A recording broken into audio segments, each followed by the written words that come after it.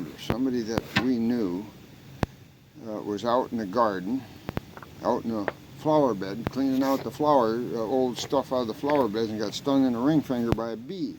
Didn't think nothing of it, didn't bother her a whole lot. And she woke up during the night hurting, and her finger was all swelled up and getting black and blue. Went down to the emergency room, they cut her ring off, and they didn't know if they could even save her finger. Oh my God. Cut off the circulation so bad, they didn't know if they could save her finger. Oh, so her finger got gangrene like her. Gangrene because of the ring? Yep.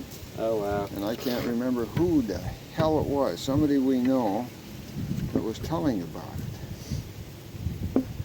I don't know if it was Sue or Sharon telling us about who it was.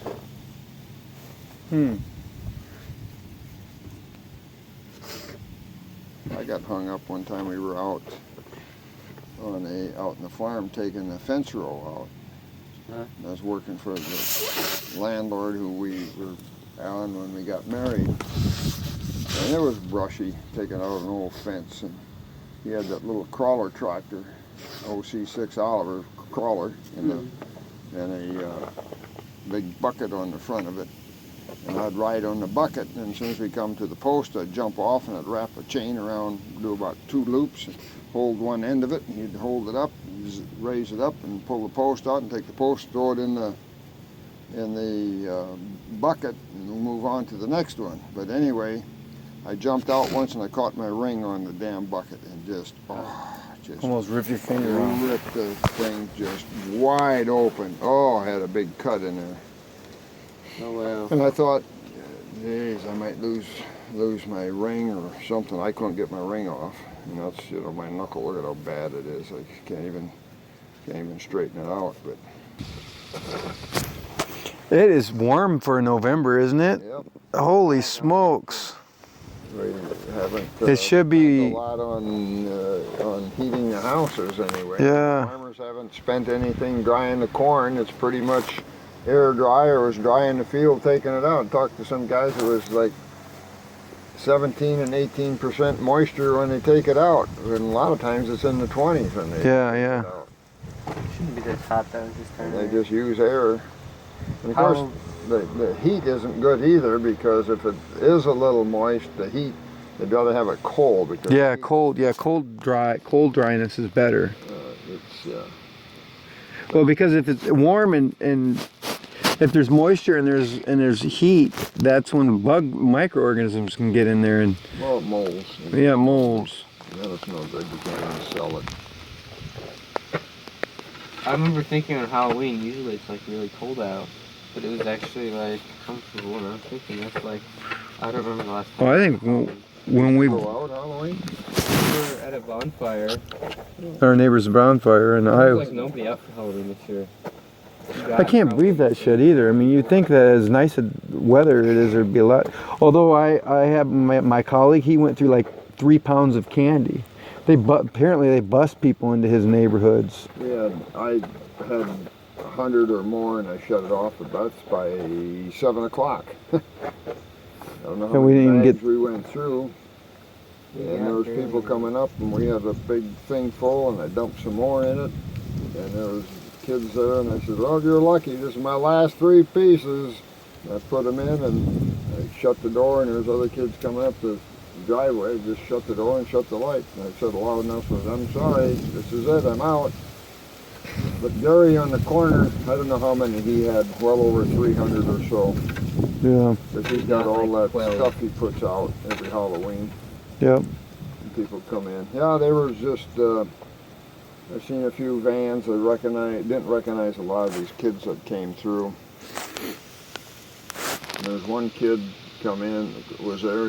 I bet he was about like Seth's size, and he had this big Great Dane that was about 3 foot tall. And holy shit. I thought he was just helping the young kids or watching with the young brothers and stuff. And you seen I was giving out Hershey bars and some other nice good candies, and he says, trick or treat. He says, aren't you a little old? Are you going to feed the dogs or what the hell? He didn't know what to say. Wait, how old is the boy? Oh Christ, he was probably your age, or 17, 16, 17, but he just wanted a candy bar. Well, boys, should we head back or? Yeah. Oh, yeah. Yep. I gotta get, I gotta put stuff on the grill tonight. We're doing We're doing I love beef roast, arm roast with like a half-inch layer of fat on the top. in the crock pot and egg noodles. I love those egg noodles are really good. They're from where? Amana. They're Amana egg noodles. They're just. I'd like that too.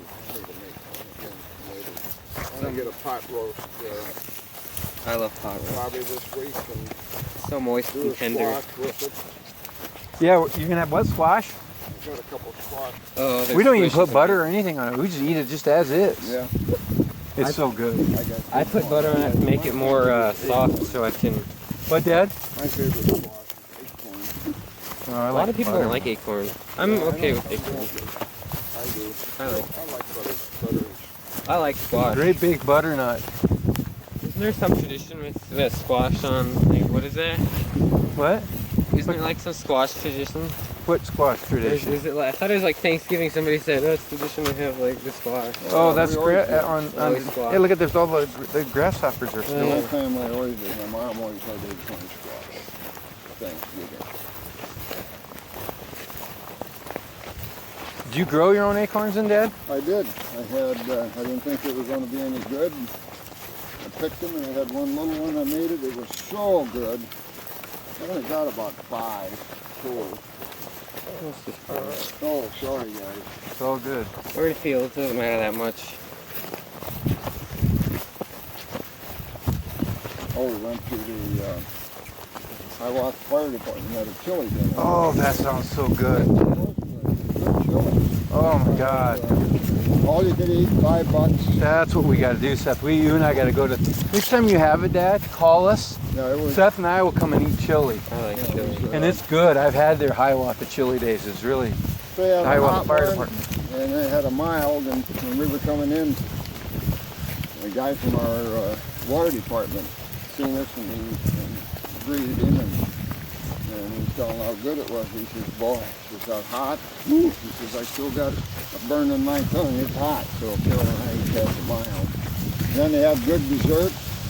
It was basically chili. I got two things of chili and a hot dog. That I put chili on the hot dog. Oh yeah, that's good. Hot dog is just a cheap paper thing. But I put chili on it. It was fine. Good chicken. Usually make chili. Chili when you make cornbread. Yeah, Well, yeah. they eat cornbread with the chili, but they also put a little of the bit of the cornbread mix inside the chili. Yeah, just a little bit. Yeah, I thought that was kind of weird too, but it gives it just like it gives it kind of a more thick body. Thickness. I don't really- Thickens it up. I don't think it actually thickens it out very much, but it makes it somehow more. I don't know, less. I don't know how to describe I think it does. It makes it thicker. I use my own tomatoes. That's good. Hour and a half ahead, and I just kind of simmer the tomatoes to get a lot of the juice out of it. Yeah. And then I start brown my meat and put it in, and beans. I like a lot of beans. Oh, Yeah, I yeah. love When beans. it's chili, it's supposed to be all about beans. But usually a real chili don't have any beans. Meat, Yeah. yeah, exactly. Technically, Real chili, you don't have any meat. Well, then I don't want real chili. I like beans. What? You mean you like meat in your chili? Yeah, real chili would be just beans. Would just be beans, Oh, I no thought meat. it was. Oh. Okay, well, I also like my meat. I thought real chili. I thought it was like real chili didn't have any beans. I said, "I'll just put in beans." No, real chili is all beans, no beans, I've no had, meat. chili we used to go to. So the firemen, do they have meat in their chili? Yeah. Hamburger chili. Everything is donated. They had good desserts. I had Carol and I each had a slice of pecan pie. God, that sounds yummy. Yeah, I would love to come to the. Seth and I would love to come over and have chili. Seth, Jen couldn't eat it. Jen Just can't once a eat it. year they have it. We went over at noon Because Carol thought she could handle it at noon and it didn't bother her. At night it would probably bother her. But we had our hot meal at noon and just had a cold sandwich for supper. And then you're supposed to get out, and you can't stay in for 30 more than 30 seconds. And I don't know what they say it's supposed to do, but yeah. Well, it gets me. She won't do nothing, you know. I tell her, you know, here I worked for 4 or 5 years with a knee that I couldn't hardly stand to walk on. Yeah. In pain all the time, pain and sleep, couldn't bend, couldn't put pressure on it, it hurt. And I replaced it.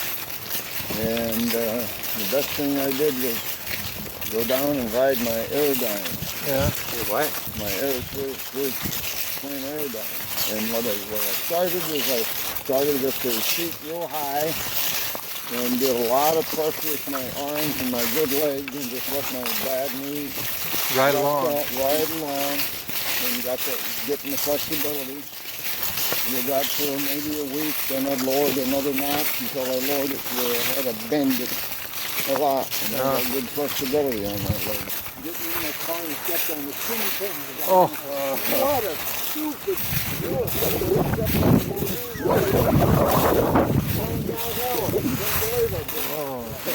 Right. Yeah, that'll do it. That will do it. Maybe the soil is like clean, yeah, it's dusty. They're probably all washed in. Yeah. Probably covered with water at one time. Yep. After the flood. Right in there, it was right there, that little soil. What is that? Over there, that was had water in it when it rained too. And if you read on that, it'll tell you there's, you see there's no trees kind of in that little circle there. Yeah, yeah. That's where water sets in there. Yeah, I remember reading that last time we were thinking. We read all of them before, didn't we? One time, Seth, we read them all. I think so. With Matt. I think Matt was here. Was that the time that me, Matt, and Calvin ran? And then I don't know what I did, but I inhaled some allergies or something. That was coughing for like 2 days after that. Huh. I don't know what I remember. I think I ran through like a pollen cloud or something while I was breathing heavy. Oh, look at this. They got the little round hut there. Yeah. Look at that. Yeah, they understand the wind real good. Yeah. I go out in the spring and I'll put my tomato plants out and I'll put a round old juice. Yeah. And I took and I put it out, it's round. Yeah, yeah. And one day I was just didn't have enough of them, so I got another one that was a rectangular. Yeah, oh, that's... We got a lot of wind. The rectangular one was going round and never blew off. Yeah, yeah, that makes sense. The wind comes around it and just holds it in place. That's why those things are very serious. The worst thing for wind resistance is an edge. Yep. Edges are awful for wind resistance because it creates a really tight vacuum right on the other side of that edge. But this is why I'm here. They're making stuff and stuff. I didn't know if they found out that that was just going to wind better than anything. Have you heard of that property where you take a ping pong ball and get a hairdryer and you put the ping pong ball right in the middle of the airstream, the hairdryer? You can actually hold it horizontal and the ping pong ball will be held there. Because it creates the aerodynamics that hold the ball in place. It creates the vortex around it. So it doesn't even want to move. There's really some hair or something that made it something was vacuum cleaner. Now there's a place where they're having a camp out. There's a... That's what that's for, look. Stone.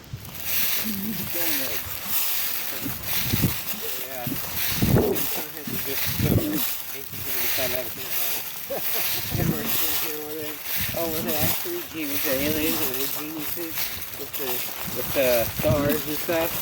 And they're just back 1,000 years ago just sitting around a campfire cooking roasting. No, but those things are huge, so how you move I them? know. Well, even though there Maybe they had a really big fire. even though there is evidence that there was human beings that were 7, 8 feet tall, Yeah. and even some of the women, they talk about the Amazon women, and all things people like the Amazon. Oh, there is. They found these bones that were females, about 8 foot tall. Yeah. it's really intense. So, yeah. And just everything was scaled up probably by a factor. They still wouldn't Move those things. Oh yeah, nothing, no animals, you know. It takes an absurdly advanced amount of mathematical skills and stuff to really be able to. It's like you see that thing about where they tried to figure out how the ancient people on Easter Island moved the giant heads. Yep. It was all about physics and points of pressure and centers of gravity, and it's fascinating. Well, even, yeah, you ever watched any of the channels? I don't know if it's what channel it's on, but they're called Ancient Aliens. I've heard of it. Yes, it's on Discovery. Discovery. Very, very interesting. And public television. It's on public television too, I think. How they figured this stuff out, how they learned how to do that stuff back then. You know what the other thing I think they use is magnetism. Magnetism. Yep, using some form of magnetism that they could do and hover these things. I've had it in some. You go over in China and some of their high-speed rails, Yeah. they don't even touch it. It rides on magnetism. That's using superconductors. I looked into superconductors, and apparently the way a superconductor works is it's like a normal conductor, but there's a critical point at an extremely low temperature at which the impurities like shrink to something too small. I don't know what exactly it is, but the electricity moves like a liquid inside of it, inside a normal conductor. It's analogous to the liquid. At a certain point, the electricity turns into like a superfluid, and so meaning it moves throughout the conductor without any resistance. And if you let it go, it'll keep moving and it won't slow down or anything. And so that does weird stuff. So when you move a magnetic field through a conductor, the field difference in the magnetic pressures and stuff causes a voltage difference, and that's how electricity flows in a conductor. That's how generators work. And so, but when it's superconductor, when you do it, you move it all through it, and you already get the maximum voltage, and it doesn't dissipate. And so then, since it doesn't dissipate, you can't add any more, and so then the magnetic field can't move, because if it moved, it would be creating more voltage difference, which wouldn't be possible.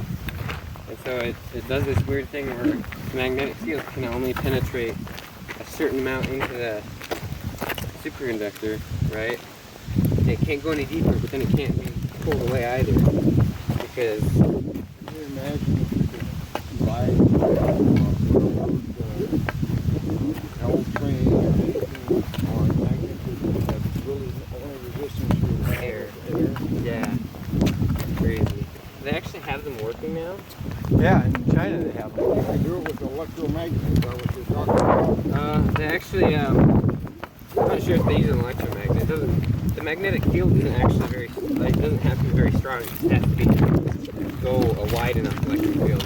The strength isn't as important. It's how far out the magnetic field goes from the object, which I guess might depend on strength. All you need is even a little magnetic field.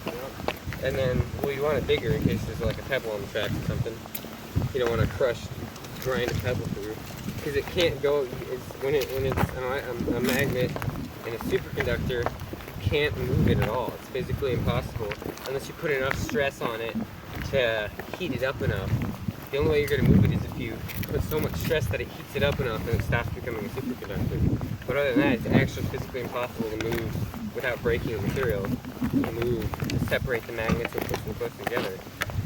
There was this video of these guys that were playing a superconductor and superconductors and magnets, and they had this superconductor and they put like a crowbar underneath, and they were just pulling these two guys with like straps and anchored it to the big metal thing. They're just pulling with all their might, and then they started and they couldn't get it off. They put concrete on top of it, and it wasn't budging at all.